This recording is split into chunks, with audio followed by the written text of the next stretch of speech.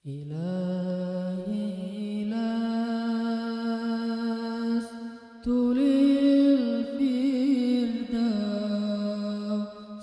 أعلى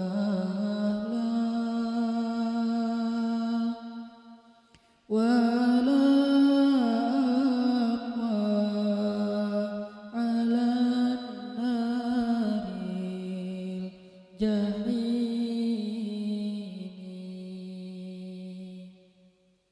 فهب لي توبة وفي الذنوب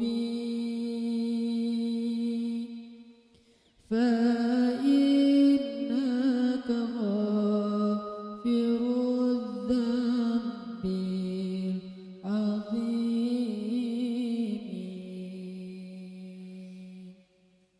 Teman-teman sekalian, bait-bait kasidah itu ditulis dan dirangkai oleh para ulama adalah tentang pengakuan dosa seorang hamba.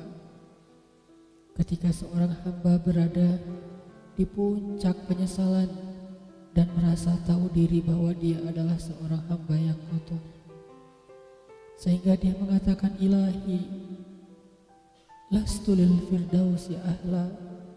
Ilahi, sesungguhnya saya tidak layak masuk ke surga Firdaus. Saya kotor, saya hina, saya penuh cela, saya banyak aib, saya banyak dosa. Sangat tidak layak saya masuk ke surga Firdaus-Mu ya Allah. Tidak ada satupun amal yang bisa saya banggakan sehingga menjadi jalan bagi saya masuk ke surga Firdaus-Mu ya Allah. Kita harus merasa diri kita rendah di hadapan Allah. Itulah kenapa kita sujud. Dan Allah suka kepada orang yang merendahkan diri di hadapannya. Itulah kenapa Allah suka kepada hamba yang bersujud. Seandainya pintu surga itu terbuka dengan kunci amal solih, saya tidak punya kuncinya ya Allah. Saya beramal solih tetapi belum layak untuk membuka pintu surga. Saya sholat, saya puasa, saya tarawih, saya sedekah, tapi semua itu belum cukup untuk membuka pintu surga karena keterbatasan amal solih saya. Masih banyak kesalahan dalam amal-amal yang saya kerjakan karena saya bodoh ya Allah. Lalu bagaimana nasib saya kelak di akhirat ya Allah? Jika ditimbang-timbang, sungguh kedurhakaan saya lebih sering daripada istighfar saya ya Allah. Saya tidak pantas menjadi penghuni surga ya Allah. Wala aqwa 'alan naril jahimi. Tetapi saya juga tidak akan kuat dengan azab neraka jahim-Mu ya Allah. Karena sesungguhnya tidak ada satupun dari makhluk-Mu yang sanggup merasakan azab neraka. Semuanya takut kepada neraka-Mu ya Allah. Jangankan 1 tahun, jangankan 1 bulan, jangankan 1 hari, sedetik pun tidak akan sanggup ya Allah. Karena saya mendengar sesungguhnya Rasulullah SAW bersabda, azab yang paling ringan bagi penduduk neraka adalah dipakaikan baginya sendal terompah dari api yang membakar kakinya sampai mendidihkan kepalanya. Itulah azab yang paling ringan di neraka untuk orang yang paling ringan berbuat dosa.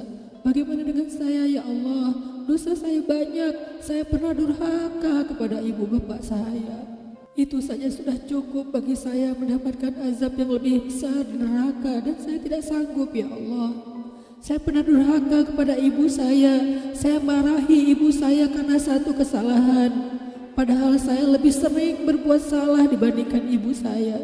Tapi ibu memaafkan saya. Ketika di waktu kecil saya memecahkan barang-barang ibu saya memungut barang-barang itu sambil tersenyum, membelai kepala saya, mengatakan nasihat-nasihat yang baik. Sama sekali ibu saya tidak marah kepada saya saat itu.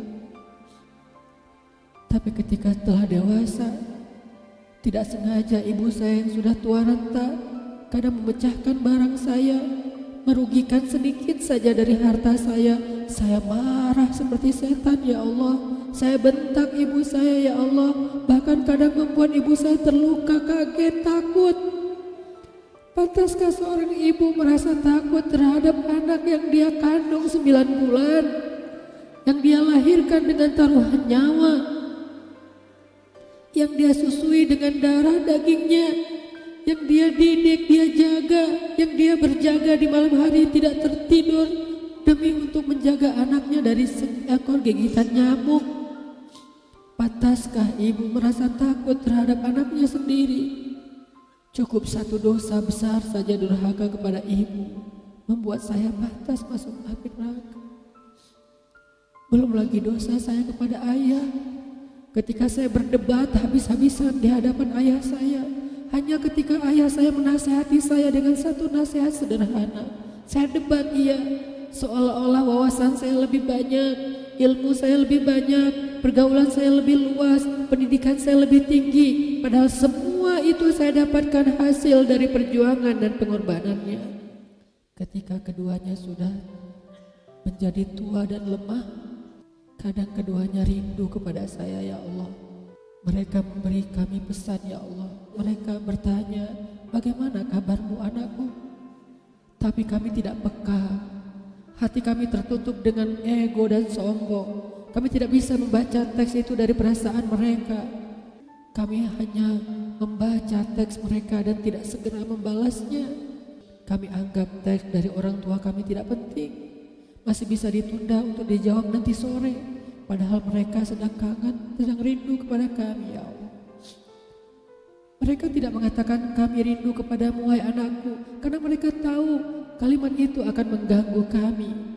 Kalimat itu akan menjadikan hari kami tidak lagi mudah. Kalimat itu akan merusak konsentrasi kami dalam bekerja. Kalimat itu akan menghalangi banyak urusan kami, sehingga mereka menahan diri. Mereka hanya bertanya, apa kabar kami? Lalu kapan kami berbakti kepada mereka, ya Allah?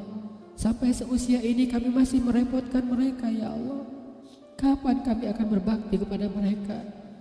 Rasanya kami lupa. Entah kapan kami pernah memijat kaki mereka setelah mereka seharian bekerja. Entah kapan kami pernah memberikan minuman hangat untuk mereka. Kami durhaka kepada orang tua kami, ya Allah. Bahkan setelah mereka wafat, kami lupa mendoakan mereka di dalam sholat kami. Harusnya kami disiksa di api neraka, tetapi kami tidak kuat, ya Allah. Belum lagi durhaka, kedurhakaan kami yang lain, dosa-dosa besar kami yang lain. Kami pernah bermaksiat kepadamu diam-diam, ya Allah. Kami pernah berbuat dosa diam-diam, dan padahal kami tahu itu dosa besar. Tapi kami tidak peduli, kami tidak takut kepadamu. Seolah-olah ancamanmu itu hanyalah mitos, seolah-olah ancamanmu itu hanyalah fiktif, seolah-olah apa yang kau firmankan di dalam Al-Quran itu tidak benar-benar ada. Kami sombong menantangmu dengan berbuat dosa. Banyak dosa yang kami tidak bisa menyebutkan satu persatu, ya Allah. Keluh lidah kami untuk menyebutkan dosa-dosa kami, ya Allah. Malu untuk menyebutkan dosa-dosa kami, ya Allah. Tidak ada yang bisa kami harapkan darimu selain Engkau terima taubat kami, ya Allah. Fahabli taubatan, beri kami taubat yang nasuha, ya Allah. Terima taubat kami, ya Allah. Kami belum berani meminta surgamu, kami juga tidak akan kuat dengan nerakamu. Kami meminta terimalah taubat kami, penyesalan kami, janji kami untuk kembali kepadamu, memperbaiki diri. Teman-teman sekalian, mari kita baca bait itu dengan penyesalan. Kita baca bait itu seolah-olah kita sedang curhat kepada Allah Subhanahu wa Ta'ala. Ilahi las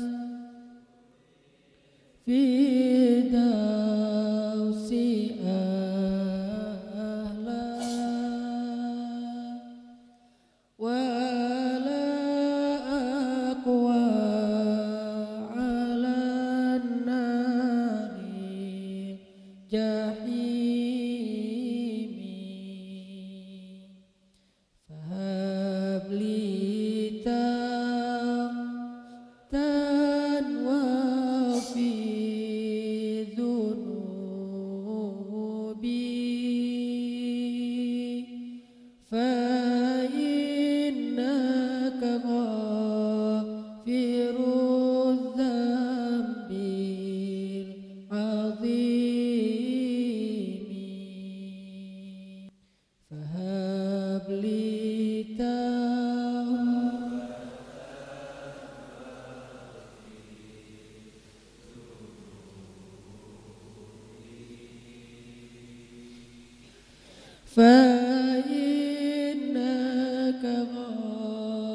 في الذات